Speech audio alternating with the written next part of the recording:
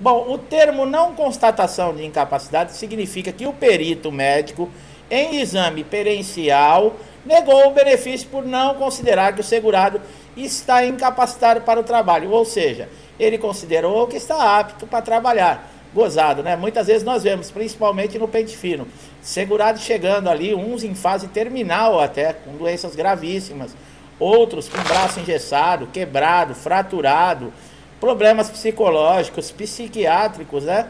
E esse perito, quando o segurado entra na sala, e esse segurado ele teve todo o trabalho de reunir toda a documentação atualizada, como nós sempre avisamos aqui no canal, porque o INSS exige, tá? É uma dos requisitos que podem aí negar o seu benefício. O perito não olha na cara desse segurado, ele entrega a documentação, não olha a documentação, olha para a tela do computador, começa a digitar, às vezes faz alguma pergunta sem pé nem cabeça para esse segurado. Quando o segurado vai falar alguma coisa, ele pede para ficar quieto, né? Isso acontece porque eu já ouvi muitas declarações com relação a isso, e aguarde o resultado em casa. Se você não sabe, tá? Através do portal Meu INSS, você consegue entrar após as 21 horas, você vai ver lá o resultado de perícia.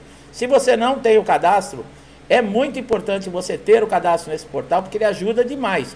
Você consegue fazer tudo do seu smartphone, do seu PC ou do notebook. Tanto marcar perícia, pedido de benefício, remarcação de perícia, prorrogação, entrar com recurso, tudo, simular a aposentadoria, pedido de aposentadoria, de auxílio maternidade, tudo você consegue fazer sem sair da sua casa. Então é muito importante. Bom, quando acontece isso, o que fazer quando o perito nega essa incapacidade?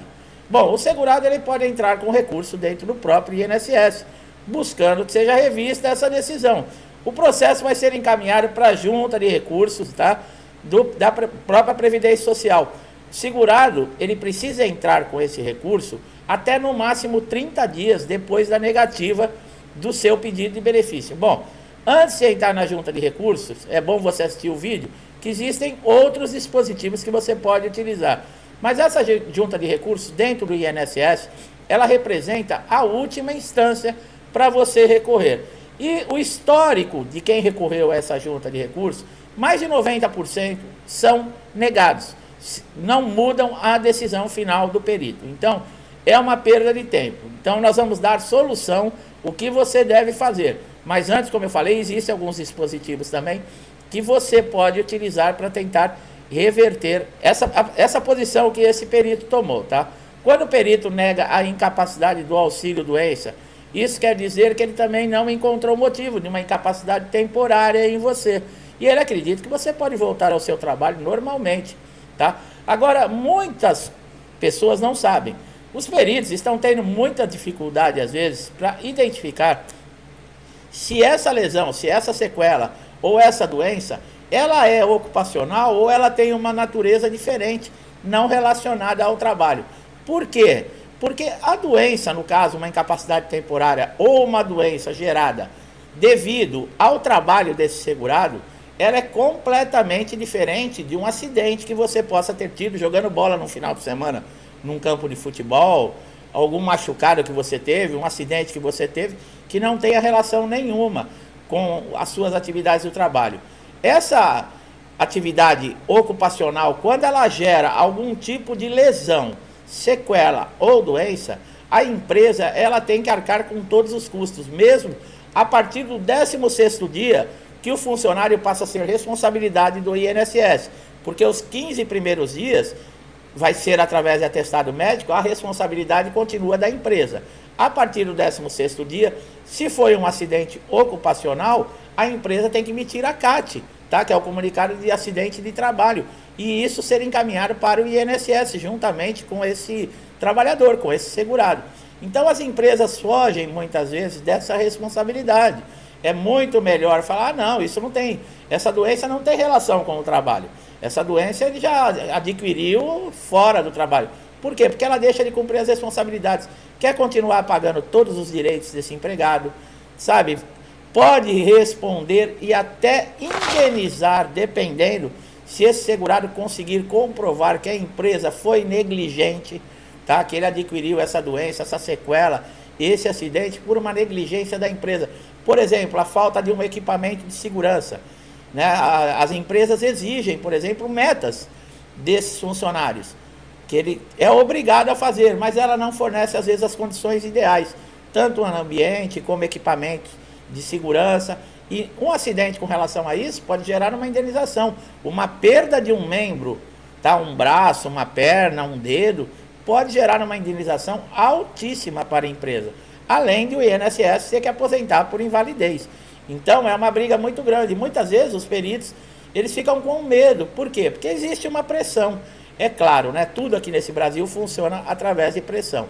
Bom, o perito a gente já sabe como é que funciona, né? Eles são displicentes, eles se acham semideuses, não dão atenção para o segurado, mas é possível você pedir, se ele negar a perícia. Nós vamos falar agora dos outros dispositivos que eu falei antes de você entrar na junta de recursos, você pedir uma reconsideração. A partir do momento que você viu que houve indeferimento, no dia seguinte você já pode pedir, fazer esse pedido de reconsideração. Ele pode ser feito uma vez só, tá, pessoal? Então, o que vai acontecer? Vai ser remarcada uma nova perícia. Caso essa nova perícia ela seja negada, você ainda tem o recurso de requerimento, que também vai ser encaminhado para uma análise, tá? No prazo de 30 dias. Esse recurso vai ser feito uma análise e vai dizer se vai negar ou se vai deferir, se vai lhe conceder o benefício. Depois do requerimento, sim, que se entra com o recurso administrativo. Como eu falei, não funciona muito. O que acontece com o segurado que fica nessas condições que nós estamos falando? Ele vai entrar na Justiça Federal. Se você está na junta de recursos, entrou lá na junta de recursos, pode demorar até 2 anos para o INSS dar uma resposta. No processo judicial, lá na Justiça Federal, pode demorar também de 18 a 24 meses. Você vai ter que passar por perícia também para comprovar uma incapacidade dentro da Justiça. Então você pode entrar com o recurso administrativo no INSS e também já entrar na Justiça junto, tá? Não precisa aguardar o final do processo administrativo dentro do INSS para entrar na Justiça Federal. Agora vem cá, o perito, como eu falei, né, se acha semideus.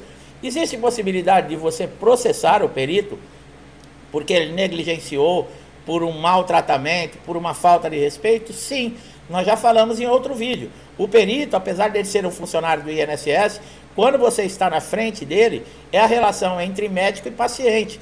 Existe uma ética que ele deve seguir.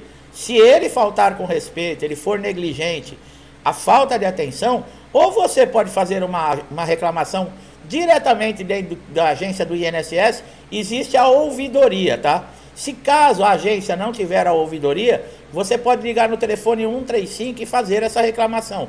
E também procurar o Conselho Regional de Medicina. Com o nome e o CRM desse médico, você consegue fazer uma reclamação no Conselho Regional de Medicina por falta de ética médica. Isso pode ser que agrave.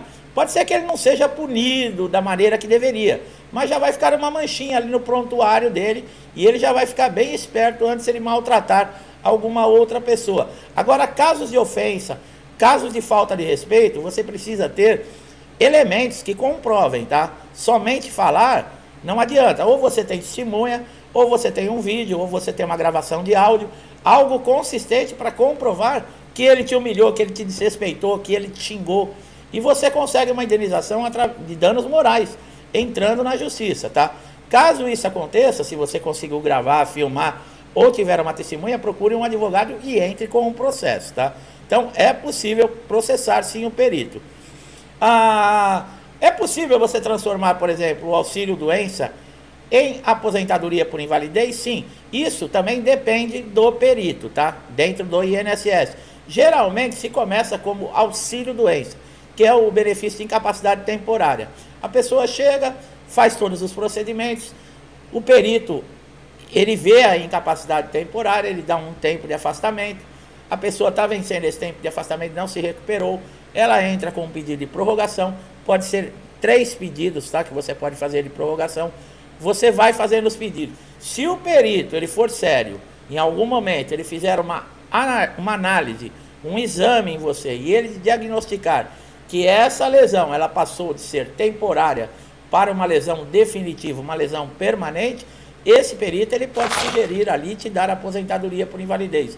é muito difícil isso acontecer. Assim como eu falei, os peritos não gostam de assumir muita responsabilidade, ele vai acabar te encaminhando para reabilitação profissional. E lá na junta, uma perícia dentro da reabilitação profissional, sim, lá também pode ser que eles constatando que a sua lesão, a sua doença, a sua sequela, ela não é temporária, ela é permanente, você pode sair da reabilitação profissional aposentado. Lembrando que quem está em reabilitação profissional não pode ter o seu pagamento, o seu benefício suspenso enquanto não terminar a reabilitação, tá, pessoal? Se você quiser saber mais sobre reabilitação profissional, nós temos vídeos aqui no canal, basta você fazer uma pesquisa rápida, você vai saber tudo relacionado à reabilitação profissional, tá? Bom, um laudo médico, você sabe, tem que ser apresentado tanto no INSS para se comprovar a incapacidade, como também nas perícias judiciais. Esse laudo médico, ele deve ter a data de no máximo 30, 45 dias. Não pode passar muito, não. Laudo de 4, 5 meses não tem mais valor, pessoal. Quanto mais atualizado o laudo, melhor, tá? Deve constar o seu nome completo, deve ter o nome do médico, o CRM, o carimbo, a assinatura, o CID da doença, é muito importante, tá? É a identificação internacional que comprova que você está com aquela doença. E se for um problema temporário, uma doença e um tratamento, por exemplo, vai resolver, peça para esse médico colocar o tempo aproximado que você vai precisar para se recuperar. Por quê? Se o perito ver isso, ele já pode te dar por exemplo, 6 meses, o médico sugeriu que vai ser necessário para você recuperar. Ele pode te dar 6 meses de afastamento, tá? Diferente de você não ter nada e ele te dá 1 mês, 2 meses.